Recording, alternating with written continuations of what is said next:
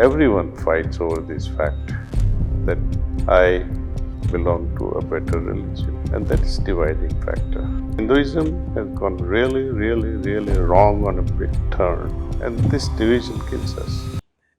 There's a lot of different cultures, there's a lot of different religions, but sometimes, and I'm not trying to pinpoint one religion or another, but sometimes there's a certain ego that comes along with religion, and it's not for everybody, but sometimes people get a certain like a sense of that this is my religion, this is the only religion. That religion is not good. If you're following in that religion, you're either going to go to hell, or you're not a good person.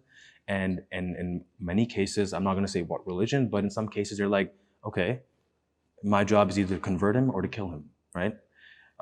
Because he's not on the right path, because he's not on this religion. Even if that person is a good human being, even if that person does good by what he's learned from his religion, what would you say is I know you can't have like one solution to it, but how can we work on fixing that divide between religion and spirituality, where people are not willing to go into some meditation practices or not willing to go into some belief systems because the way they've been brought up, and we can't change that, of course. Sometimes, you've been brought up in a family that's from a specific religion. Your parents believe that, and you're 20, 30 years old, and this is your belief, this is what your parents told you, and it's hard for you to transition into a different religion or a different belief system. So how would you say is an easy way for someone to get into spirituality without kind of having trouble going away from their religious beliefs? Spirituality is not at a crossroad against religion. In fact, spirituality teaches you to be a good religious person. If you understand spirituality, then you would say, if you are following Hinduism, you'll say, I should become a better Hindu. If you are following spirituality, I should become a good Buddhist or good Muslim or a good Jew. Spirituality teaches us to become better and better and better in what we are doing for the sake of love of God. Right? But once a person has determined, and that's not a fault of a religion, it is indoctrination by the negative elements that propagate such ideas. You see? And somehow we have to make them understand that sit quietly and see how your heart says, what your heart says. You don't have to meditate to understand what is wrong and what is right. Even a small child of 5 months old, when he drops bottle of milk from his hands, he also does oops, right? Intuition So if 5-year or 5 months old child can understand that this is wrong, why not an adult? Adult also understands, but they don't want to believe. The ego is so much, and especially religions, monotheistic religions, Judaism, Christianity, and Islam. Their ego is a bloated ego. You see, everyone fights over this fact that I belong to a better religion, and that is dividing factor. Hinduism today also is taking a different turn. But over last many centuries and millennia, Hinduism is all embracing. Right?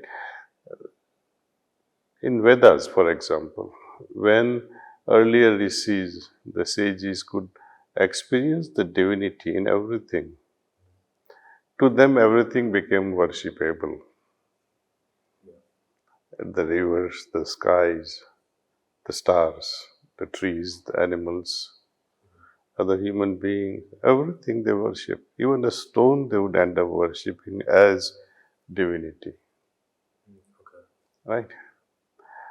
Today, we are copying that without experiencing the divinity in everything. And no one even tries to experience that divinity in rivers, in skies. We have lost that connect. So, even within oneself, most cannot experience divinity. And if you cannot experience that within yourself, all the external things become useless. Absolutely useless. You can have the best guru in the world. Unless and until that inside chord strikes, makes music, till then you will not understand what spirituality or divinity is all about. So Hinduism has gone really, really, really wrong on a big turn. And same thing is with other religions. They pride, I am better than others.